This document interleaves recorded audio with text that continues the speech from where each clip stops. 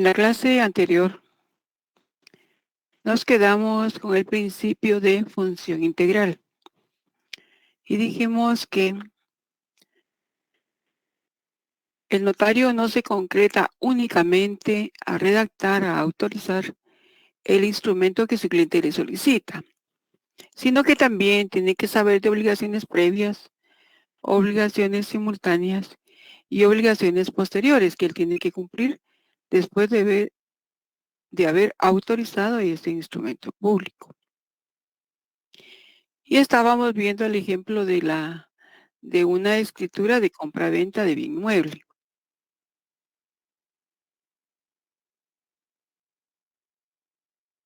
Y estábamos con las obligaciones previas. Y creo que ya las tenemos todas. Teniendo toda la documentación que nos va a servir para redactar nuestra escritura pública, entonces tenemos que cumplir con las obligaciones simultáneas. Las obligaciones simultáneas empiezan desde que ya tenemos toda la documentación lista para redactar nuestro instrumento público. Lo redactamos con todas las modalidades necesarias para el instrumento que estamos redactando. Lo chequeamos, lo revisamos, constatamos que esté conforme a los datos que nuestros clientes nos dieron. Constatamos los nombres, su documento personal de identificación, en fin, todos los datos, ¿verdad? Si nuestro instrumento ya está casi listo, ya lo chequeamos, entonces imprimimos una minuta, un borrador, para que nuestro cliente lo lea. Ahí todavía él puede encontrar errores o algo que él nos quiera consultar, ¿verdad? Si hay algún error o algún cambio, pues lo hacemos ahí, todavía en nuestro borrador. Si todo está bien, entonces imprimimos el instrumento público, se lo leemos a nuestros clientes, ellos lo otorgan, lo firman y luego nosotros como notarios lo autorizamos.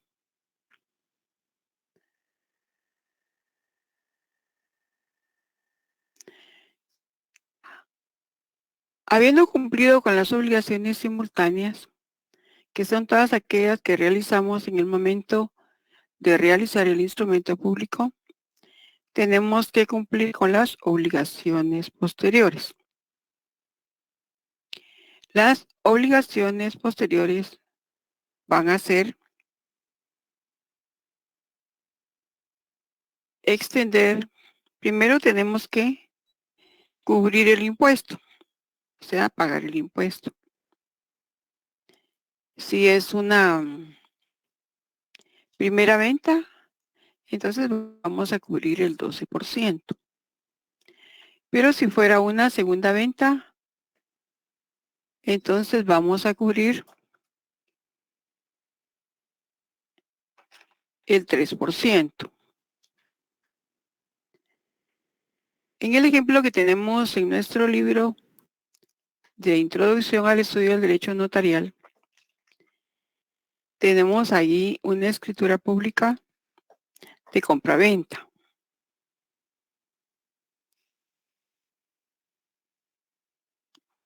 Y el libro que yo tengo está en la página 187.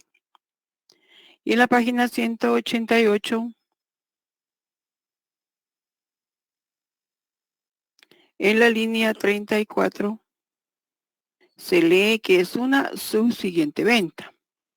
Entonces, si en este caso es una subsiguiente venta, vamos a cubrir el 3%. ¿Cuánto de impuesto cubriríamos si vamos a cubrir el 3%? Y la escritura tiene un valor de 200,000.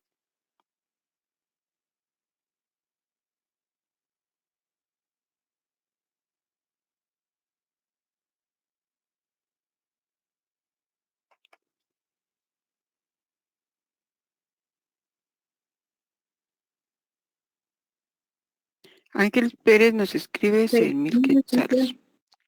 Gracias, Mariela. Muy bien. Eduardo también y Katherine. Muy bien, entonces el valor que tenemos en la escritura que está en la línea 27 son 200,000. Edina pregunta si 13 o 3. Es el 3% y el IVA es el 12%. Entonces, en este caso, vamos a obtener la cantidad que vamos a pagar como impuesto multiplicando el valor del negocio jurídico, en este caso por el 3%, que es el impuesto del timbre fiscal. Entonces nosotros, pues nuestro cliente ya nos dejó el dinero, ¿verdad? Cubrimos el impuesto, lo pagamos y habiendo pagado el impuesto, entonces podemos extender el primer testimonio para nuestro cliente y el testimonio especial para el archivo general de protocolos. Además de extender los testimonios, tenemos que remitir avisos. El artículo 38 del Código de Notariado lo establece. Busquemos ahí en nuestro Código de Notariado. Domi, vamos a escuchar a Domi. Licenciada, buenas tardes. Buenas tardes, jovencita. Solo una consulta. En este caso, digamos, el 3% que cobramos, por decir algo, este 3% que viene siendo 6,000 quetzales de 200,000, ahí serían nuestros honorarios y ahí cubrimos nosotros los avisos y esto, o esto es aparte. Estos 6,000 que sale solo es el impuesto, Domi. Como es Ah, una subsiguiente venta, estamos cubriendo el 3%. entiendo.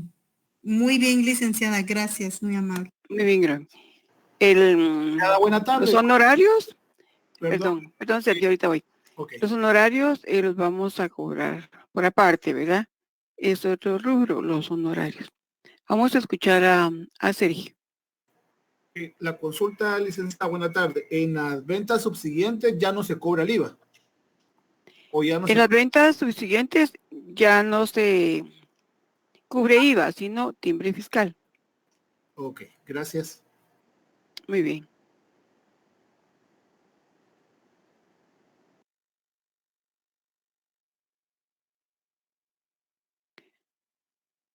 Muy bien, entonces lo que estamos cubriendo ahí, no estamos cobrando, sino que ahí nuestro cliente nos deja el pago del impuesto, es pago del impuesto.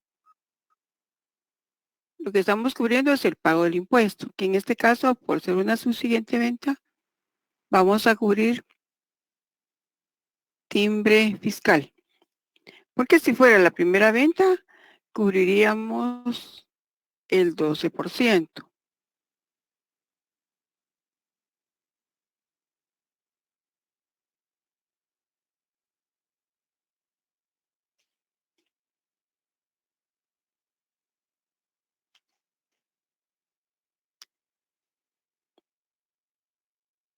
Muy bien. Entonces ya cubrimos el impuesto y ya extendemos ahora el testimonio. El testimonio dijimos que era la copia fiel, ¿verdad? La copia fiel de la escritura matriz, del acta de protocolación y de las razones de legalización de firmas. Estos son los instrumentos que nosotros redactamos en el protocolo. Por eso es que tenemos que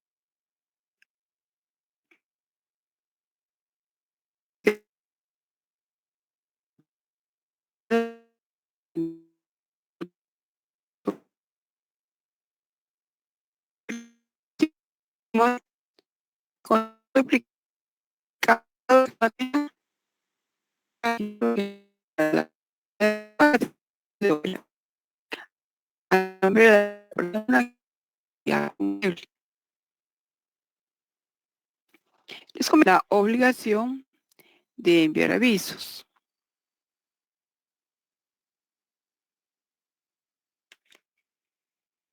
A ver, ¿quién quiere apoyarme con leer el artículo 38?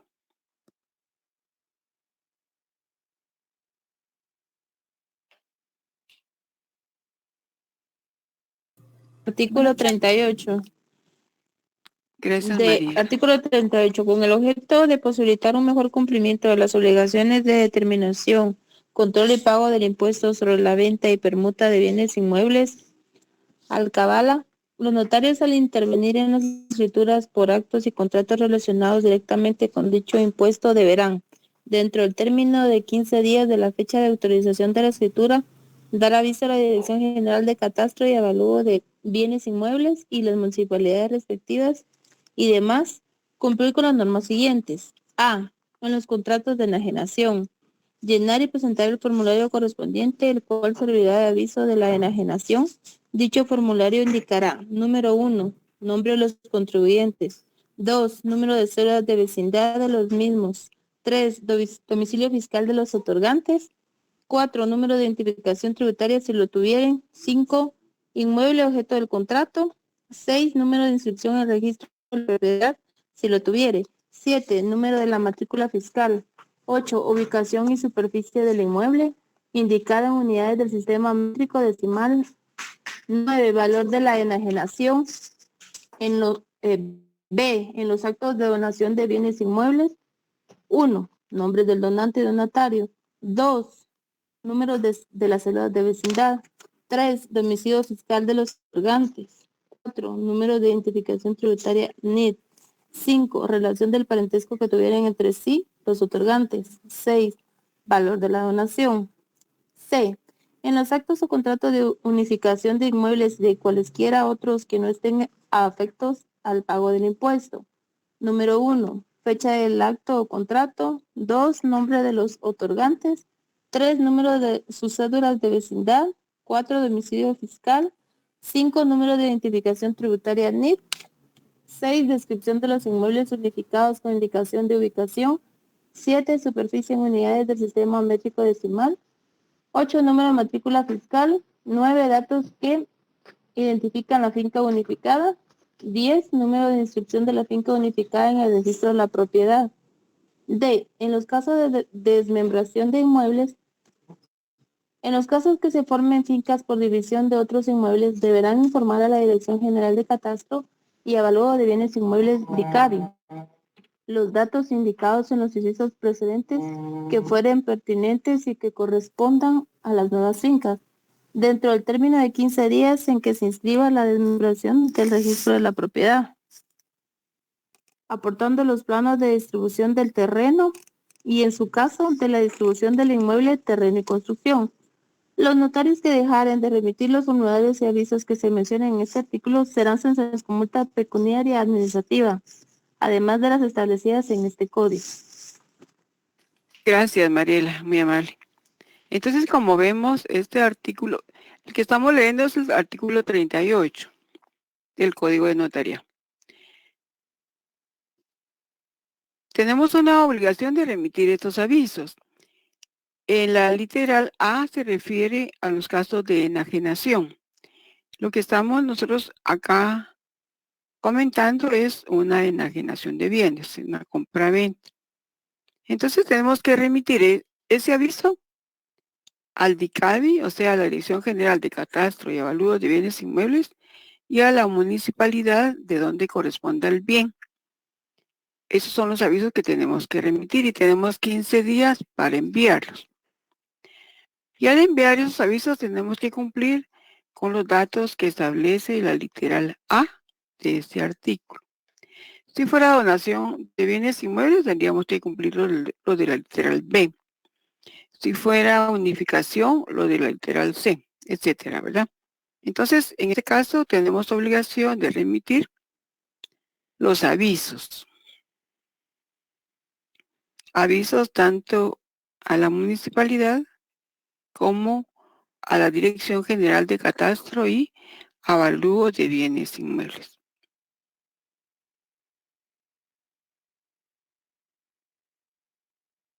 Estas serían nuestras obligaciones posteriores al autorizar una escritura pública de compra-venta de bien inmueble. Entonces, por este principio de función integral, el notario no se concreta únicamente a autorizar el instrumento que le solicita, sino a cumplir todas aquellas actividades o documentación que necesita para redactar ese instrumento público. Y debe cumplir con obligaciones previas, obligaciones simultáneas y obligaciones posteriores. Acá yo les había colocado el artículo 92 y el artículo 101 del Código Civil. Esto se refiere a un acta notarial de matrimonio civil. Busquemos ahí nuestro artículo 92.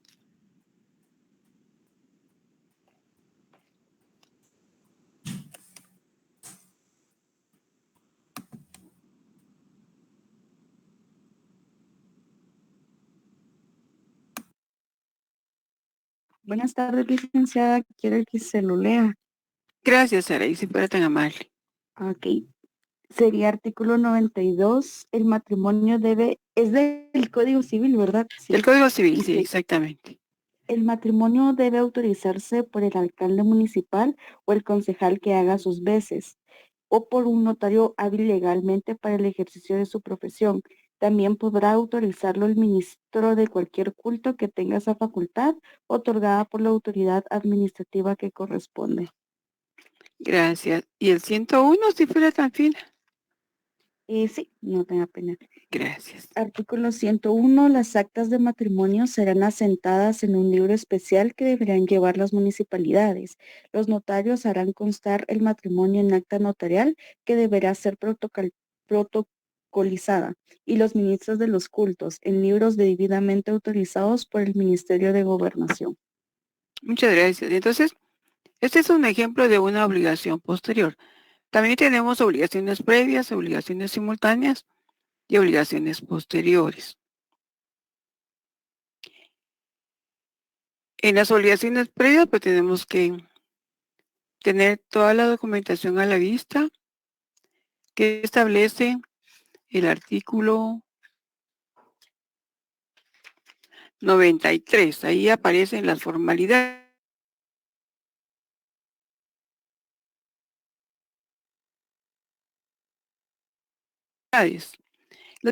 de la residencia de cualquiera de los contrayentes, quien recibirá bajo juramento de cada uno de ellos, legalmente identificados, declaración sobre los puntos siguientes, que hará constar en acta: nombres y apellidos, edad, estado civil, vecindad, profesión u oficio, nacionalidad y origen, nombres de los padres y de los abuelos si lo supieren, ausencia de parentesco entre sí que impida el matrimonio, no tener impedimento legal para contraerlo y régimen económico que adopten si no presentaren escritura de capitulaciones matrimoniales y manifestación expresa de quienes están legalmente unidos de hecho con terceras personas. Todo eso tiene que tomarlo en cuenta el notario para redactar su acta notarial, y toda la documentación que necesita se la debe requerir a sus clientes. Y como obligaciones posteriores tienen, como obligación simultánea, pues tiene que chequear, revisar su acta, ¿verdad? Tiene que constatar los datos para hacer un acta humanamente perfecta. Y en el momento de que celebra el matrimonio civil, le entrega a los contrayentes una constancia de haber celebrado el matrimonio. Y como obligación posterior, tiene que enviar avisos al Registro Nacional de las Personas y, de acuerdo al artículo 101, tiene que protocolizar el acta notarial de matrimonio civil. Ese es otro ejemplo, ¿verdad? De obligaciones previas, obligaciones simultáneas y obligaciones posteriores, donde se da el principio de función integral. La verdad se da en todos, ¿verdad? En todos los instrumentos que vamos a autorizar. Tenemos que cumplir con obligaciones previas, con obligaciones simultáneas y con obligaciones posteriores dependiendo del instrumento público que estamos autorizando.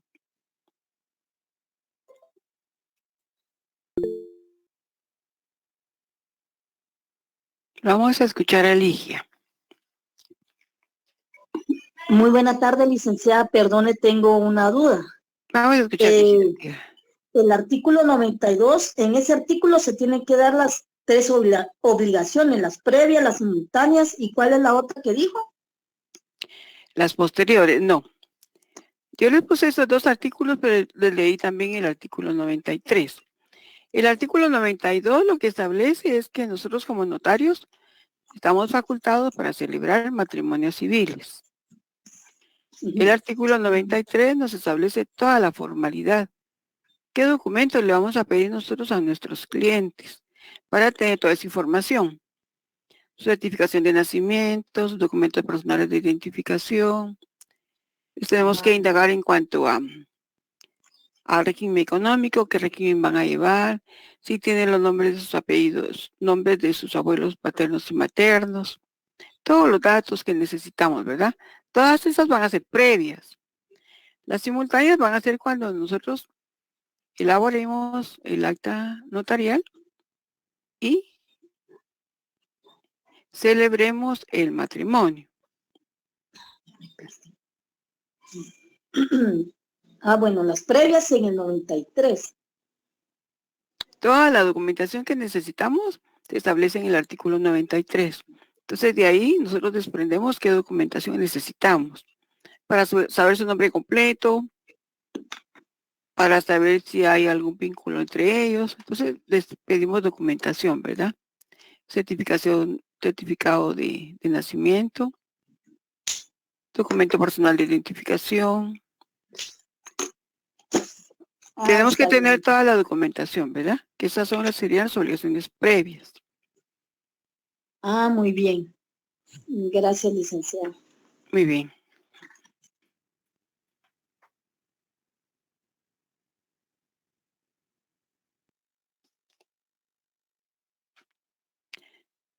¿Estamos bien con el principio de función integral?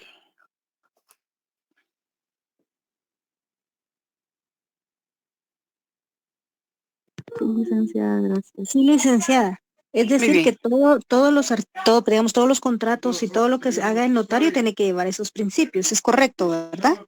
El principio se llama de función integral. Sí, las obligaciones, perdón. Son obligaciones, sí. Obligaciones previas, simultáneas y posteriores. Muy amable, licenciada. Gracias. Muy bien, Sonia. Muy bien, entonces vamos a continuar. El principio de imparcialidad.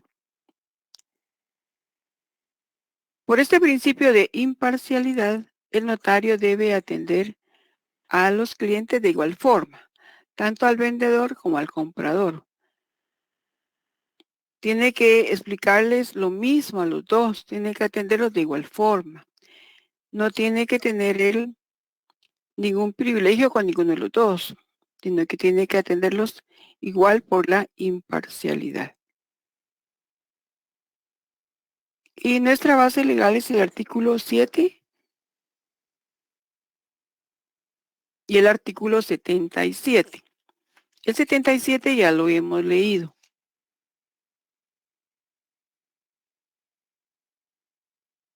El 77 se refiere a las prohibiciones del notario. En el numeral 1 establece, al notario le es prohibido autorizar actos o contratos en favor suyo o de sus parientes. El notario nosotros no podemos autorizar documentos a favor de nosotros mismos o de nuestros parientes porque se pierde la imparcialidad. Supónganse que mi papá me quiere dejar a mí un bien inmueble. Mi hermano tal vez se enojaría o lo contrario, ¿verdad?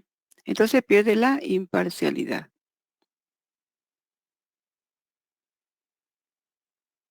Y el artículo 7, que se refiere a que los abogados no pueden actuar como abogados y notarios en el mismo asunto.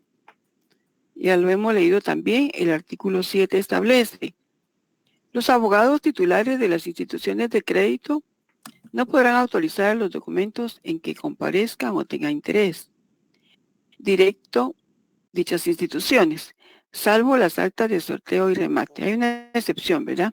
Pueden ir las de sorteo y remate, pero no pueden actuar a la vez como abogados y como notarios.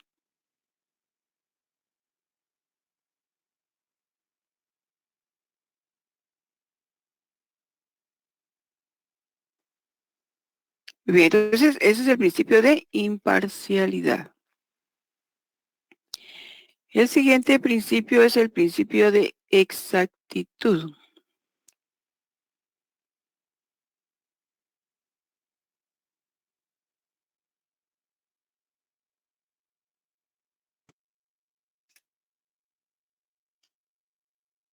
Creo que Julio quiere decir algo.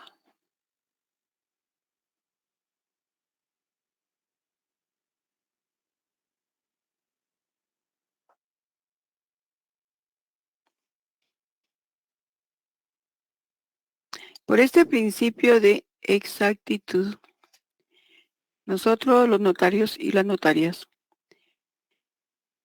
tenemos que redactar de conformidad a lo que establece el artículo 29, numeral 7. Busquemos nuestro artículo 29, numeral 7.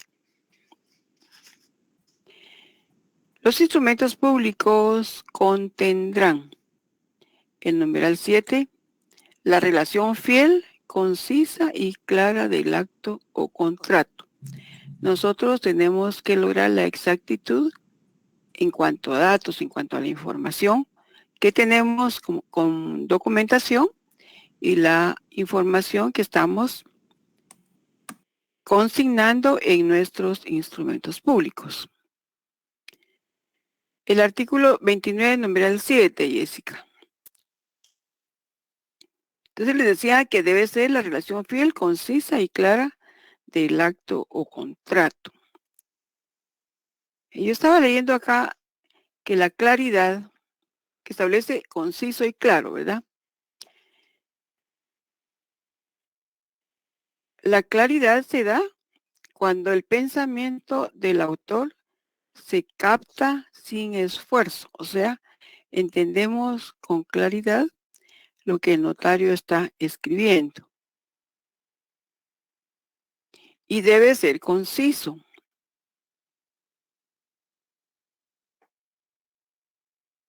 Hay concisión cuando el texto utiliza solo las palabras necesarias para decir lo que quiere. Cuando cada palabra y cada frase están llenas de sentido. Cuando nada sobra. Entonces, eso es lo que tenemos que tomar en cuenta, ¿verdad? Que seamos claros y que seamos concisos en lo que estamos escribiendo en el cuerpo prácticamente del instrumento público. El artículo 29, numeral 7, se refiere al cuerpo más que todo del instrumento público, porque es la relación fiel, concisa y clara del acto o contrato.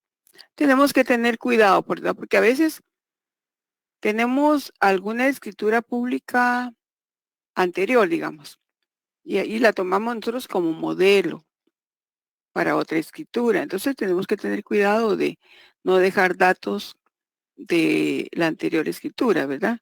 Sino que chequear bien para que nuestros datos sean en relación a la escritura que estamos autorizando en este momento.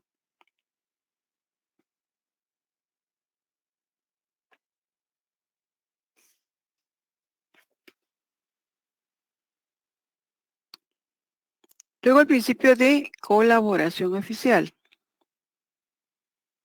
El decreto 5477 del Congreso de la República es la ley reguladora de la tramitación de asuntos de jurisdicción voluntaria.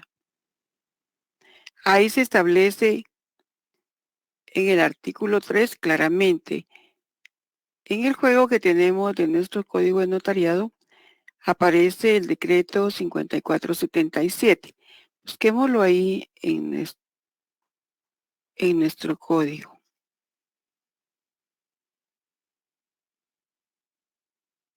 En el que yo tengo está en la página 125.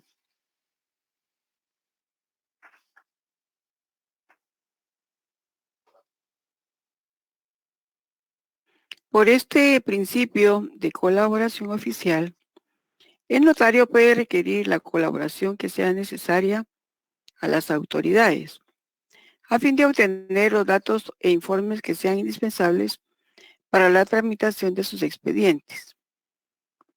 Busquemos ahí en el decreto 5477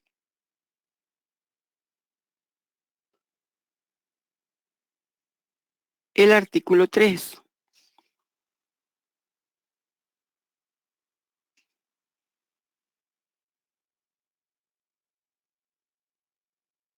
¿Alguien ya lo encontró?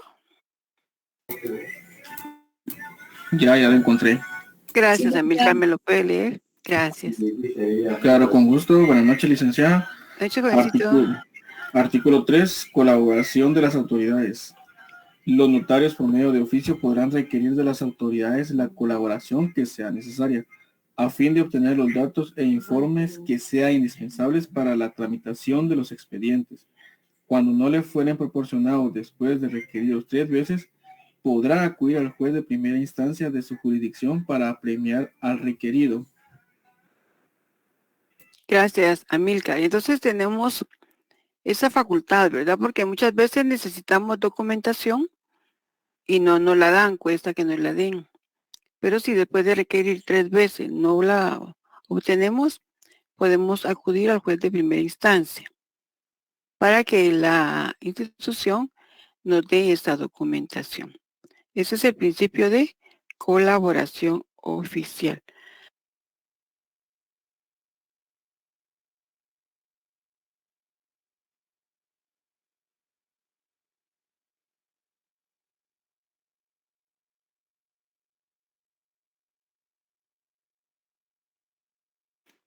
Los apremios que establece el artículo 3 se establece en el artículo 178 de la ley del organismo judicial. A ver, ¿quién tiene por ahí su ley del organismo judicial? ¿Qué código, disculpe, qué artículo dijo, licenciada? 178, Saray. Aquí lo tengo, si quiere se lo leo. Por favor.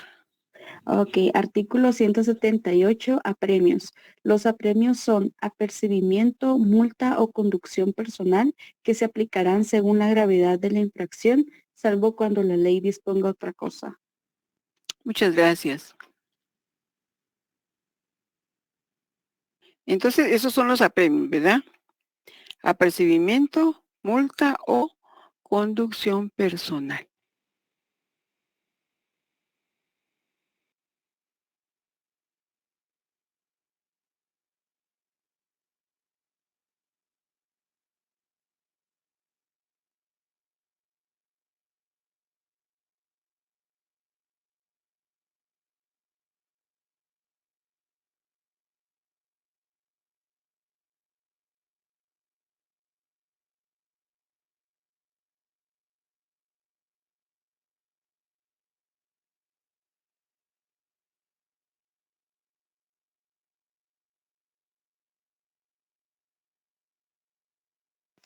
Me falta un principio que no se los escribí, pero lo voy a agregar. Y es el principio de escritura o principio de redacción.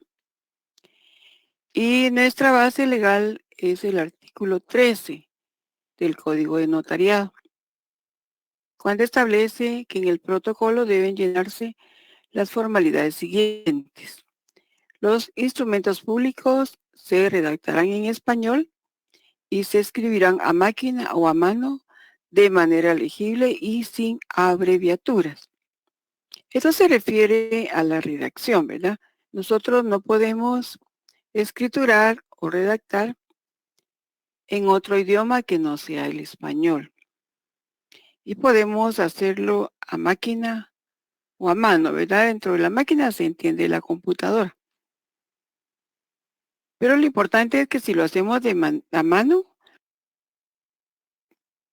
debe hacerse de manera legible y no podemos utilizar abreviaturas.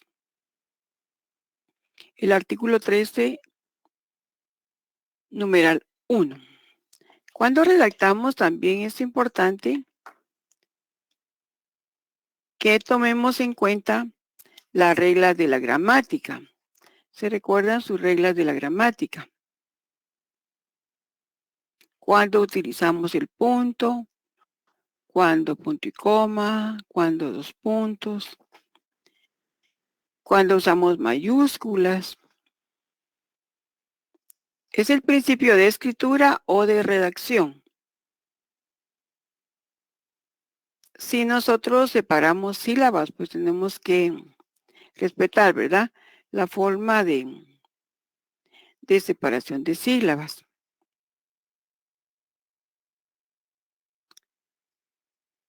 Si vamos a transcribir, tenemos que transcribir en forma textual.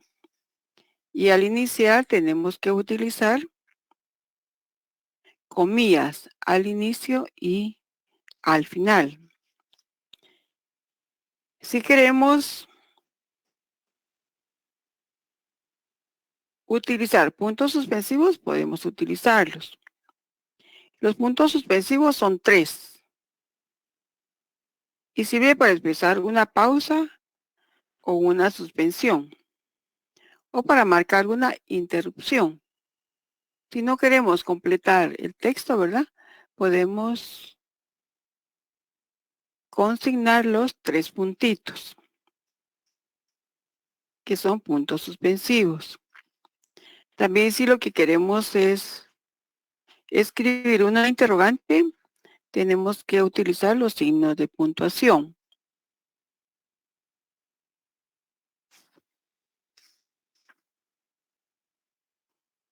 Si queremos consignar datos opcionales, utilizamos los paréntesis. Eso no está en ningún lado, ¿verdad? Esto acá lo tengo en un libro solo para recordarles a ustedes los signos de puntuación. Cuando usamos los paréntesis, cuando usamos las comillas, cuando usamos los guiones. También tenemos que utilizar mayúsculas, cuando es necesario usar mayúsculas, cuando iniciamos la oración, cuando son nombres propios, cuando son nombres de entidades o instituciones. Utilizamos las mayúsculas. Entonces, todo eso tenemos que acordarnos nosotros cuando estamos redactando.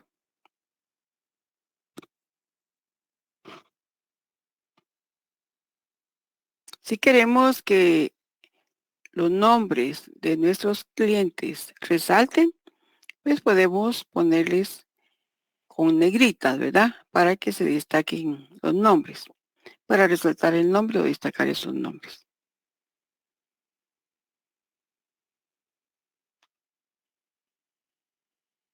Entonces, todo eso tenemos que tomar en cuenta cuando estamos redactando nuestros instrumentos públicos.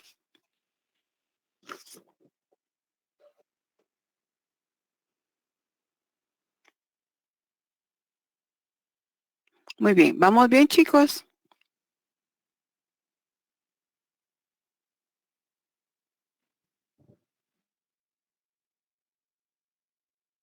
Sí, licenciada, gracias.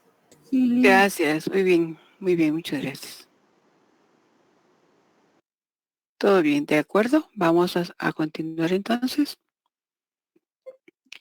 Nos toca entrar a las fuentes del derecho.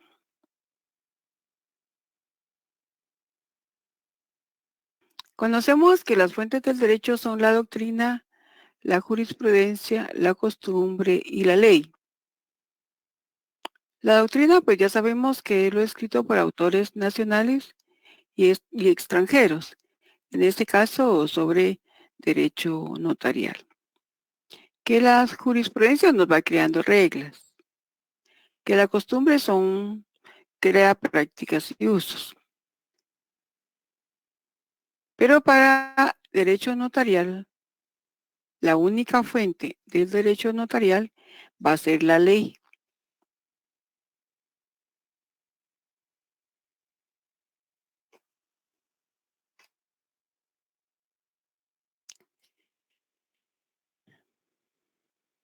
En derecho notarial no podemos alegar la libertad de acción regulada en la Constitución, de que toda persona tiene derecho a hacer lo que la ley no prohíbe, porque esto es para personas particulares.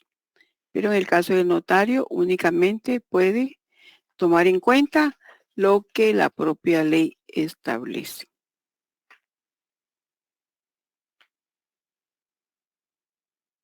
Y el artículo 2 lo establece. Artículo 2 de la ley del organismo judicial. La ley es la fuente del ordenamiento jurídico. La jurisprudencia la complementará.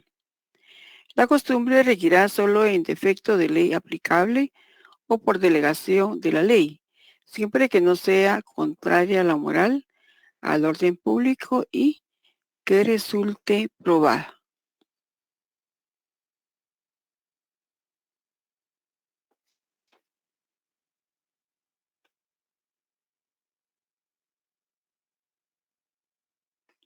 Y el artículo 4 establece: los actos contrarios a las normas imperativas y a las prohibitivas expresas son nulos de pleno derecho, salvo que en ellas se establezca un efecto distinto para el caso de contravención.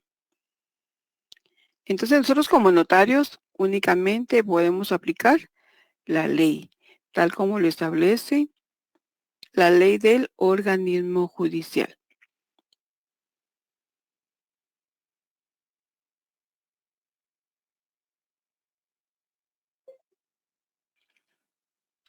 La relación del derecho notarial con otras ramas del derecho.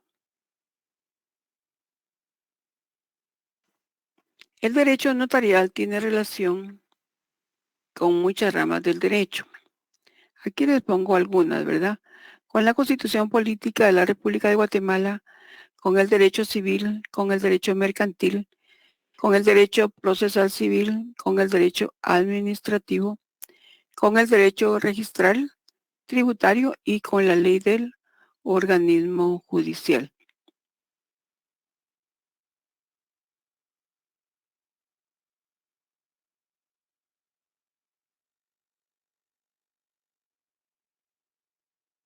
Y acá les estoy con parece en nuestra Constitución.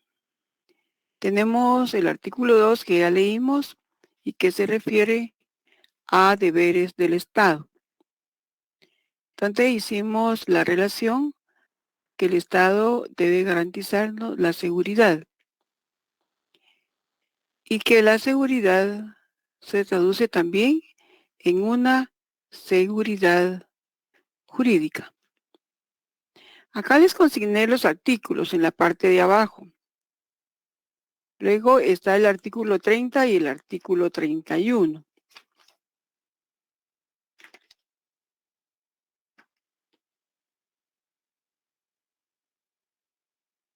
Que se refiere a la publicidad de los actos administrativos y que establece que todos los actos de la administración son públicos. Los interesados tienen derecho a obtener en cualquier tiempo informes, copias, reproducciones y certificaciones que soliciten y la exhibición de los expedientes que deseen consultar, salvo que se trate de asuntos militares o diplomáticos, de seguridad nacional o de datos suministrados por particulares bajo garantía de confidencia. Entonces, la publicidad de los actos administrativos se refiere a que todos los actos de la administración son públicos. Podemos obtener documentación, podemos consultarlos. Y el artículo 31 es el acceso a archivos y registros estatales. Toda persona tiene el derecho de conocer lo que de ella conste en archivos, fichas o cualquier otra forma de registros estatales. Y la finalidad a que se dedica esta información, así como a corrección, rectificación y actualización. Quedan prohibidos los registros de archivos de filiación política, excepto los propios de las autoridades electorales y de los partidos políticos. Entonces tenemos facultad para conocer lo que conste en los archivos. Fichas o cualquier otra forma de registros estatales. Podemos consultarlos.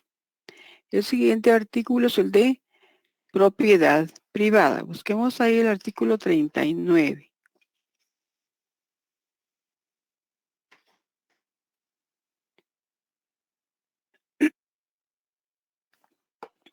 El artículo 39 establece: se garantiza la propiedad privada como un derecho inherente a la persona humana. Toda persona puede disponer libremente de sus bienes de acuerdo con la ley. El Estado garantiza el ejercicio de este derecho y deberá crear las condiciones que faciliten al propietario el uso y disfrute de sus bienes, de manera que se alcance el progreso individual y el desarrollo nacional en beneficio de todos los guatemaltecos. También se establece acá la unión de hecho, el matrimonio, que está en los artículos 48 y 49. El 48 es el que se refiere a la unión de hecho. El Estado reconoce la unión de hecho y la ley preceptuará todo lo relativo a la misma. El artículo 49, el matrimonio podrá ser autorizado por los alcaldes, concejales, notarios en ejercicio y ministros de culto, facultados por la autoridad administrativa correspondiente. El artículo 82 se refiere a la autonomía y gobierno de la USAC. A ver, ¿quién quiere leer el 82?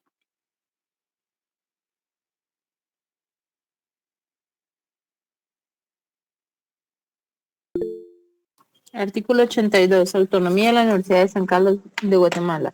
La Universidad de San Carlos de Guatemala es una institución autónoma con personalidad jurídica.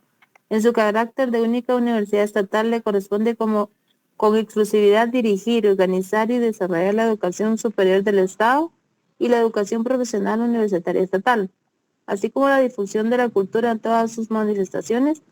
Promoverá por todos los medios a su alcance la investigación en todas las esferas del saber humano y cooperará al estudio y solución de los problemas nacionales.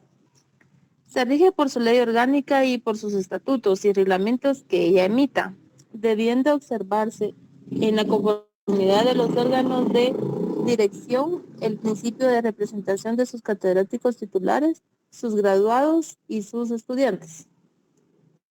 Gracias, Mariela. Y están los demás artículos, ¿verdad? Les encargo que los lean, del 83, el 83 y el 84. Si no, lo leemos mejor de una vez. Leamos, por favor, el 83 y el 84.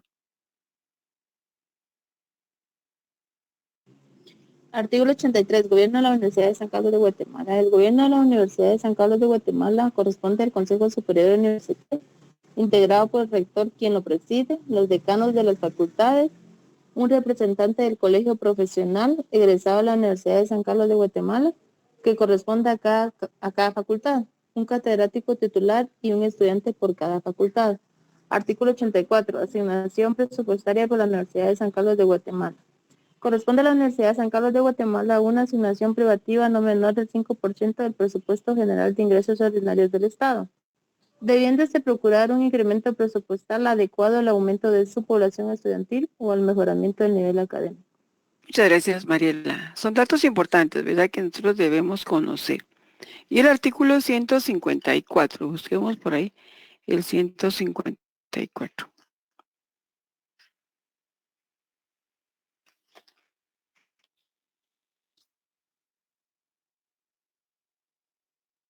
A ver, ¿quién me quiere apoyar leyendo el 154?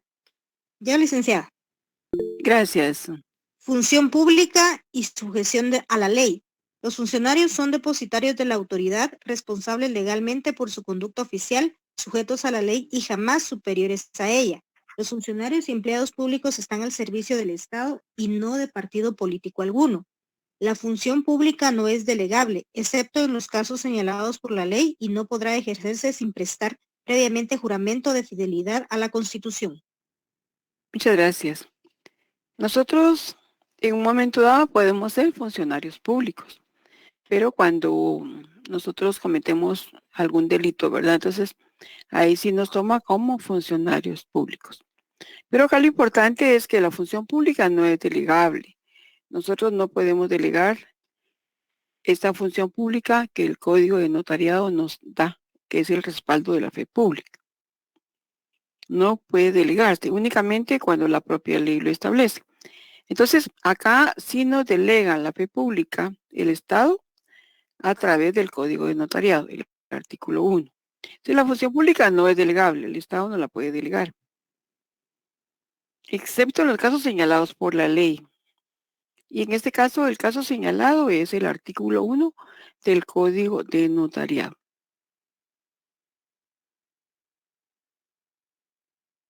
Y es importante la parte del primer párrafo, ¿verdad? Los funcionarios son depositarios de la autoridad, responsables legalmente por su conducta oficial, sujetos a la ley y jamás superiores a ella. Como les cuento, si el notario o la notaria comete algún delito, entonces sí lo toman como un funcionario público para efecto ya de sanciones, ¿verdad? Muy bien.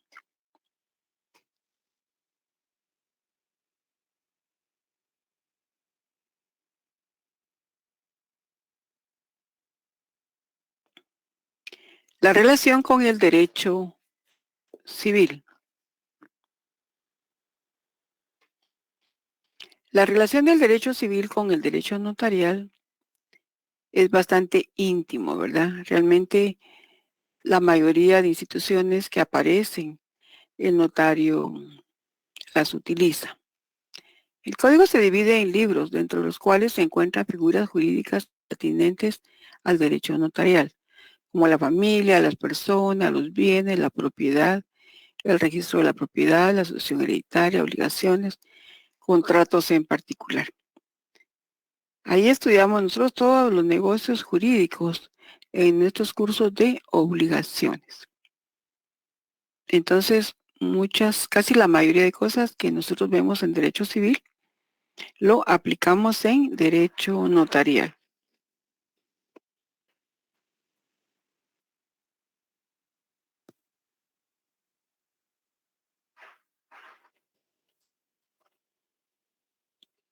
Con el derecho mercantil, ustedes todavía no llevan derecho mercantil, pero la relación es cuando los notarios autorizan constituciones y modificaciones de sociedades. Cuando levanta actas notariales de protestos de títulos de crédito. Y la contratación mercantil necesita el derecho notarial para su formalización. Aquí les dejo estos artículos 16, 472, 480 del Código de Comercio. O no sé si alguien tiene ahí su Código de Comercio. Yo lo tengo, licenciada. ¿Sí lo tiene? Va. Sí, me hace Sí. favor de buscarlo entonces ahí. Sí, aquí tengo el artículo 16, solemnidad de la sociedad. La constitución de la sociedad y todas sus modificaciones, incluyendo prórrogas, aumento o reducción de capital, cambio de razón social o denominación, fusión, disolución o cualesquiera otras reformas o ampliaciones, serán constar en escritura pública. La separación o ingreso de socios en las sociedades no accionadas también se formalizará en escritura pública. Salvo en las sociedades por acciones, la modificación de la escritura constitutiva requerirá el voto unánime de los socios. Sin embargo, podrá pactarse que la escritura social pueda modificarse por resolución tomada por la mayoría que la propia escritura determine, pero en este caso la minoría tendrá derecho a separarse de la sociedad.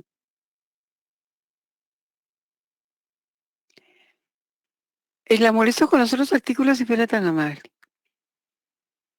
Sí, solo Gracias. permítame un segundo, licenciada. Sí, no tenga pena.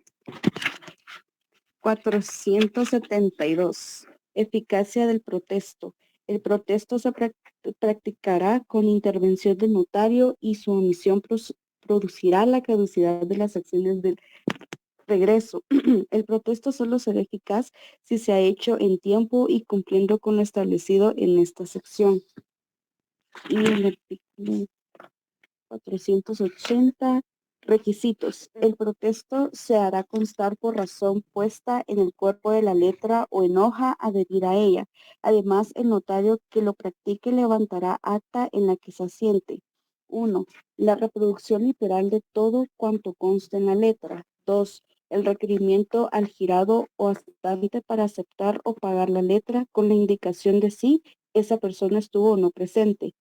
3. Los motivos de la negativa para la aceptación o el pago. 4. La firma de la persona con quien se entienda la diligencia o la indicación de la imposibilidad para firmar o de su negativa. 5. La expresión del lugar, fecha y hora en que se practique el protesto y la firma del funcionario autorizante. Y 6. El notario protocolizará dicha acta. Muchas gracias, Araí, muy amable. Entonces escuchamos, ¿verdad? La relación que tiene el derecho mercantil con el derecho notarial. Hay muchas figuras, ¿verdad? Estos son solo 3 ejemplos.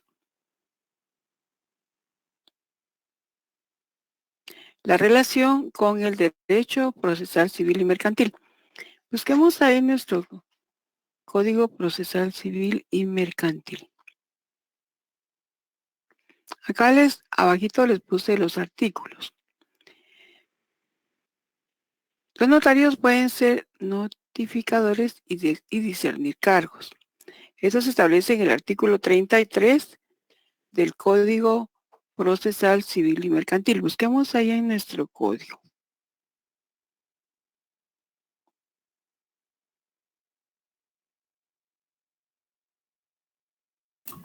Ya lo tengo, licenciada. Gracias, Amílcar. Vamos a escuchar. Claro, artículo 33, notarios. El juez podrá, a instancia de parte, encomendar a un notario la realización de determinados actos, incluso notificaciones y discernimientos. Muchas gracias, Amílcar. A veces los procesos no caminan, dice uno, ¿verdad? Porque no faltan algunas notificaciones. Y si no notifican a todas las partes, el proceso se detiene. La persona interesada o el abogado puede proponer a un notario para que él notifique esas resoluciones que están pendientes de notificar. Entonces tiene que promover, porque acá dice a instancia de parte, encomendar a un notario la realización de determinados actos, incluso notificaciones y discernimientos. El abogado presenta un escrito donde él pide, ¿verdad?, que se nombre como notario notificador a X notario. El juez discierne el cargo y le entrega la documentación para que realice esas notificaciones. Habiendo notificado, entonces ya le entrega al abogado el acta notarial de notificación para que él ya la presente con otro memorial, ¿verdad? Y así pueda continuar el caso. Luego tenemos el 186. Ahorita voy a Milcar, que ya lo habíamos leído cuando se refiere a que los documentos autorizados por notario producen fe y hacen plena prueba. Los documentos autorizados por notario o por funcionario o empleado público en ejercicio de su cargo producen fe y hacen plena prueba, salvo el derecho de las partes de redarguirlo de nulidad o falsedad. Y luego tenemos el 440 y el 450. Vamos a escuchar a Milcar. Licenciada, eso lo que había comentado del artículo 33 del Código Procesal Civil se relaciona bastante con el artículo 60 del Código Notarial. Con las actas notariales, sí, exactamente. Sí, porque tengo entendido que hay varias clases de actas notariales y una de esas creo que es la de notificación, ¿va? Sí. Sí, hay bastantes actas. Yo un día hice un listadito y me salieron más de 60 actas diferentes. Sí, hay cantidad de actas. Ok. Gracias. Muy bien. El artículo 440 del Código Procesal Civil y Mercantil se refiere a la identificación de persona.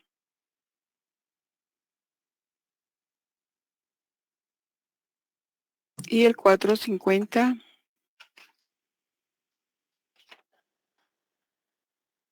se refiere al objeto del proceso sucesorio. El 440 establece: cualquier persona que constante y públicamente hubiere usado y fuere conocida con nombre propio, distinto del que aparece en su partida de nacimiento, o usare nombre incompleto, o omitiere alguno de los apellidos que le corresponden, podrá pedir ante un notario,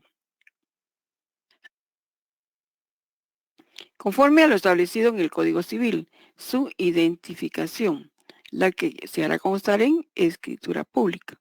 El testimonio y una copia se presentarán al registro civil correspondiente para la anotación de la partida. Y el artículo 450 establece objeto del proceso sucesorio. Sin perjuicio de que los interesados obtengan la declaración judicial de otros derechos que pudieran haber emanado del fallecimiento de su causante o de su muerte presunta, el proceso sucesorio determinará, cuando menos: 1. El fallecimiento del causante o su muerte presunta. 2. Los bienes relictos. 3. Las deudas que graban la herencia. 4. Los nombres de los herederos, el pago del impuesto hereditario y la partición de la herencia. Y ahí está todo el proceso, ¿verdad? Desde que se inicia. Entonces, estos son algunos casos, algunos ejemplos del derecho notarial con el derecho procesal civil.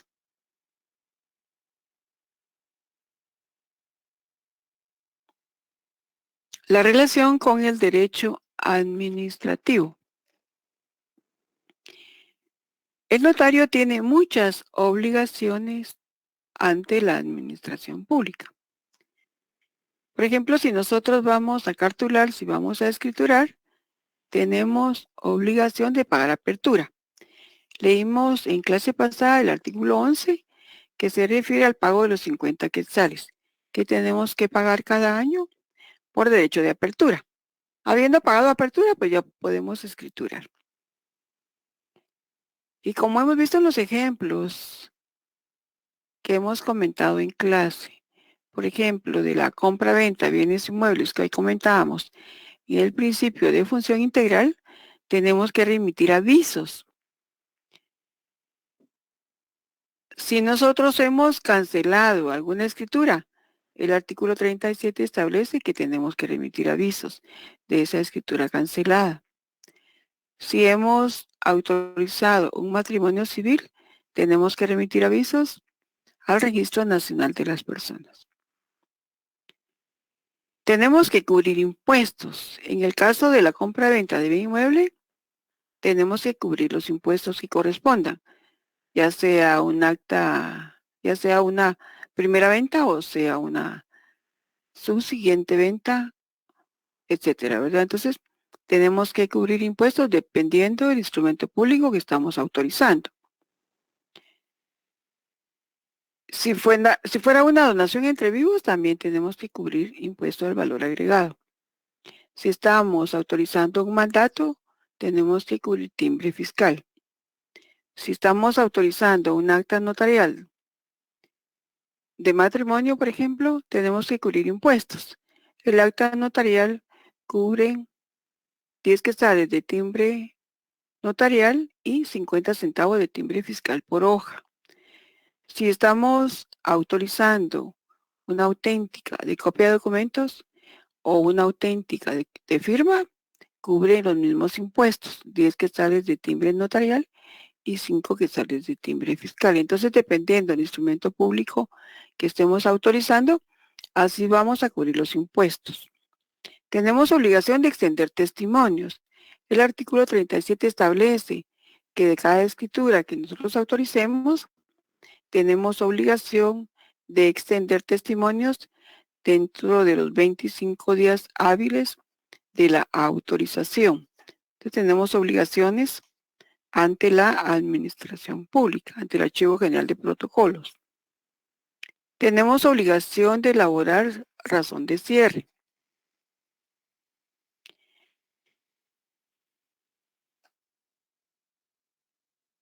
El artículo 12 establece la razón de cierre. El protocolo se abre con el primer instrumento que el notario autorice, el que principiará en la primera línea del pliego inicial. Se cerrará cada año el 31 de diciembre o antes si el notario dejare de cartular. Estoy leyendo el artículo 12. La razón de cierre contendrá la fecha, el número de documentos públicos autorizados, razones de legalización de firmas y actas de protocolación. Número de folios que se cogen, observaciones si las hubiere y la firma del notario.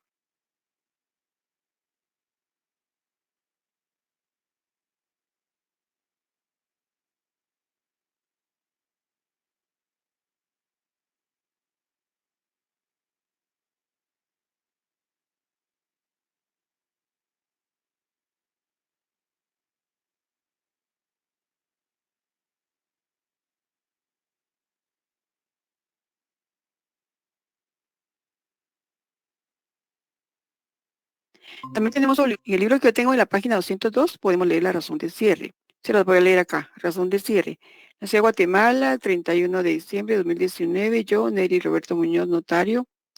En cumplimiento de la ley, procedo a cerrar el protocolo a mi cargo del año 2019, el que contiene un total de 7 instrumentos distribuidos así: 4 escrituras matrices autorizadas, un acta de protocolización, una toma de razón de legalización y una escritura cancelada.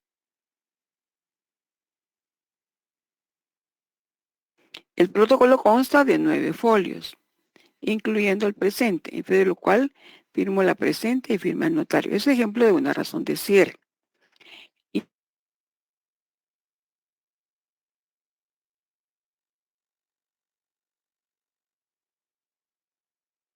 Y el ejemplo del índice lo tenemos desde el año 2019. Y lo hacemos en columnas. La primera es el número de la escritura, el segundo el lugar y la fecha, el tercero los otorgantes, el cuarto el objeto y el quinto el folio. Y ahí vamos copiando en ese orden el número, el lugar y la fecha, otorgantes, objeto y folio. Y lo vamos sacando de nuestras hojas de protocolo, de nuestras escrituras.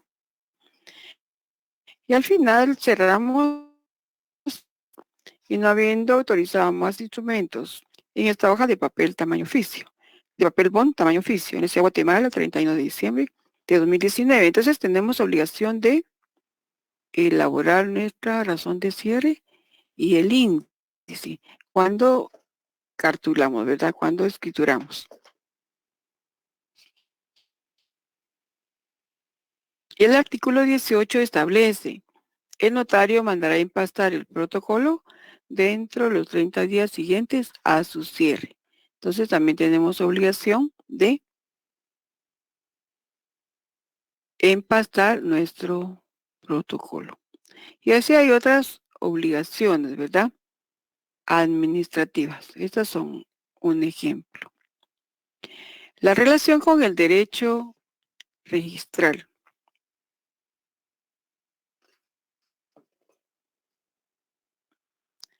La mayoría de instrumentos públicos que autoriza el notario o la notaria van a registro, van a los diferentes registros. Y al registrarlo, pues genera cambios y modificaciones en los registros públicos. Entonces, esta es la relación con el derecho registral, porque la mayoría de instrumentos públicos los registramos.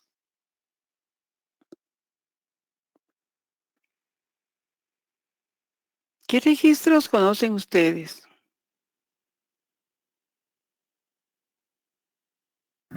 Registro mercantil. Registro mercantil, Registro de la Registro de propiedad. propiedad.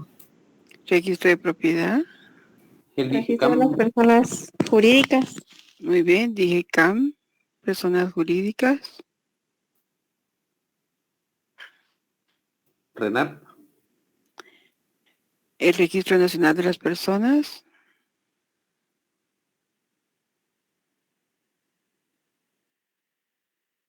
¿Algún otro? El Registro de protocolos, escribe Stuart. catastral. ¿Qué manda? Casi no escuché. El registro de información catastral.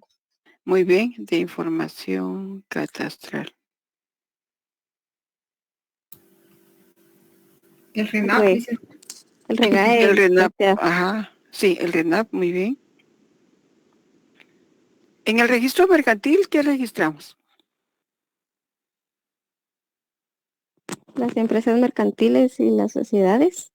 Muy bien, sociedades mercantiles. También ahí registramos nombramientos, ¿verdad? Actas notariales donde se hace constar el Patentes de nombramiento. comercio y patente de comerciante individual y de empresa. Comerciante individual y de empresa, muy bien. Ahora en cuanto al notario sería las sociedades mercantiles y los nombramientos, ¿verdad? Porque las patentes de comercio solo es una tramitación, ¿verdad? Administrativa. Las de empresa también. Las de comerciante individual sí tiene que autenticar la firma de la persona que se va a inscribir. En el registro de la propiedad, ¿qué registramos?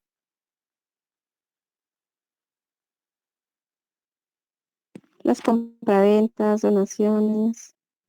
Muy bien, compraventa, donaciones, Usufructos también. Servidumbres. frutos, Bienes servidumbres, inmuebles. También bienes inmuebles, las hipotecas también. hipotecas. Muy bien. En el DIGECAM, ¿qué registramos? Todas las armas. Todas las armas. Muy bien. Alguien escribió registro de ciudadanos.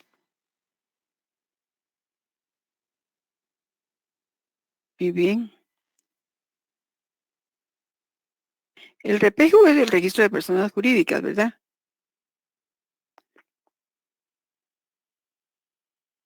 Sí, licenciada. ¿Qué registramos ahí en el registro de personas jurídicas? Las iglesias, sí. Muy bien. Las ONG también. ONG, muy bien. Asociaciones. Asociaciones, muy bien.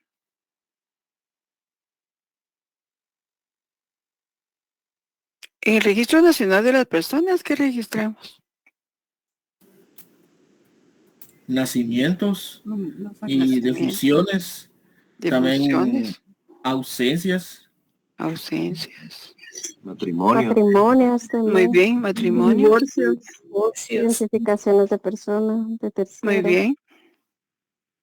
Divorcios, identificaciones de personas y de Cambio de terceros. nombre. Cambio de nombre, muy bien. Y en el registro en el Archivo General de Protocolos, ¿qué registramos?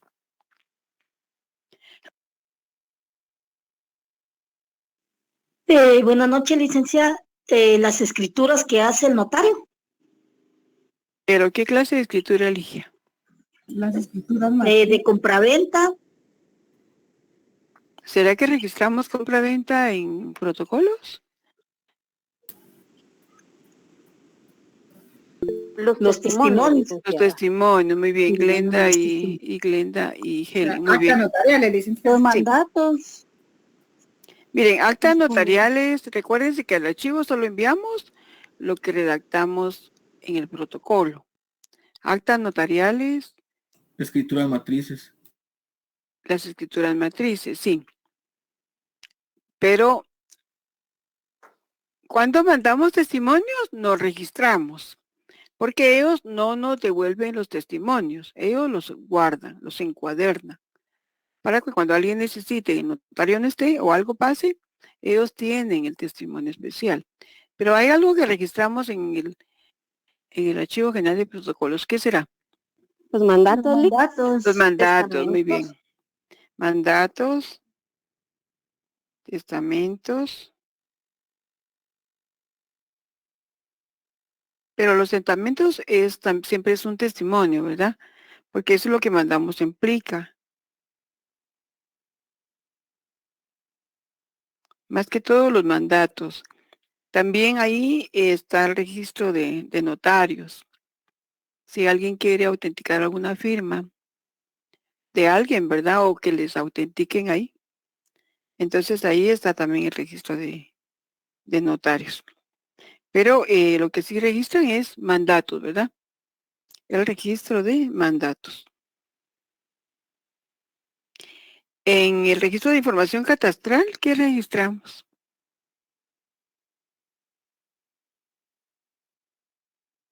Los límites de las propiedades, licenciada, cuando son, ay, ¿cómo es esta palabra? Cuando son, cuando se van a desmembrar.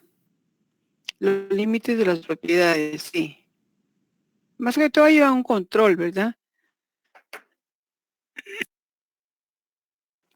Porque recuérdense que los límites en sí de lo que se desmembra siempre quedan en el registro de la propiedad, ¿verdad? Porque esta es una institución como, ¿cómo se diría? ¿Cuál sería la palabra? Ellos llevan un control general.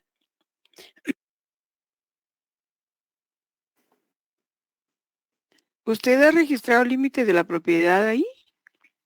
En el de información catastral.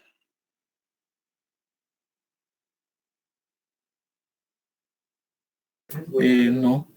Oh, sí, muy bien. ¿Y en el registro ciudadano qué registramos?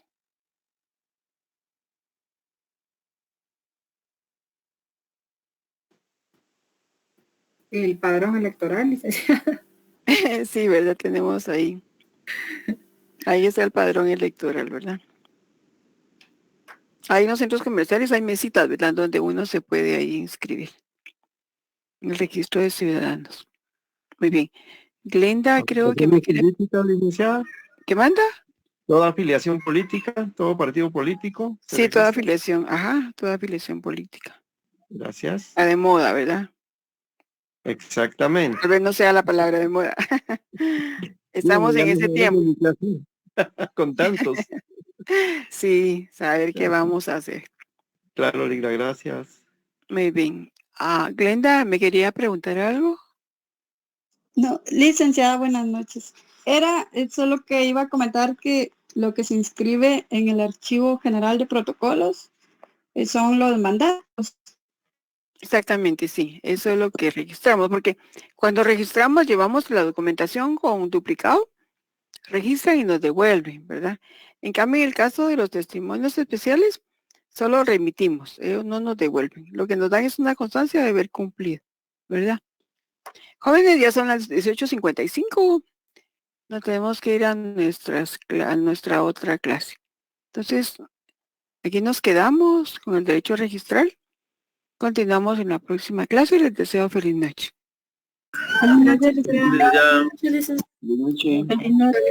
Feliz noche. Muy fina, licenciada. Feliz noche. Feliz noche, licenciada. Muchas gracias. Para servirles, y ya me voy a salir porque si no me da tiempo de ir a la otra clase. Feliz noche, licenciada. Feliz noche.